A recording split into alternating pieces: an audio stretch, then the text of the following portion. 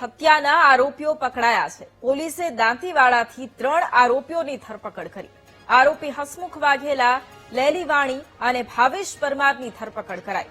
કેતન ગડચોટ નામના ફરાર આરોપીની શોધખોળ શરૂ કરવામાં આવી છે।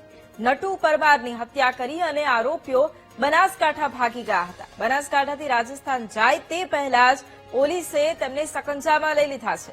પોલીસથી બચવા માટે હત્યારાઓએ મંદિરમાં રોકાણ કર્યું હતું।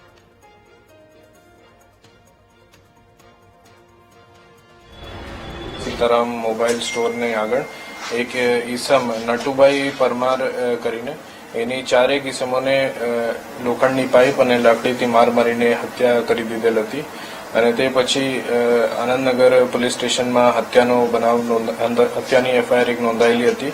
તે પછી તરત જ આનંદનગર પોલીસ સ્ટેશનની અને ઝોન 7 એલસીબીની ટીમ એની શોધખોળમાં, એની ઓળખાણમાં અને ડિટેક્શન માટે પ્રયત્નશીલ થઈ ગઈ હતી। એ દરમિયાન એનો લોકેશન બનાસકાંઠામાં મળ્યું હતું અને બંને ટીમ બનાસકાંઠા રવાના થઈ અને બનાસકાંઠા લોકલ પોલીસની મદદથી પણ એ 4 માંથી 3 આરોપીઓની દાંતીવાડામાંથી ધરપકડ કરેલી છે। બનાસકાંઠાના ડીસામાં કાયદો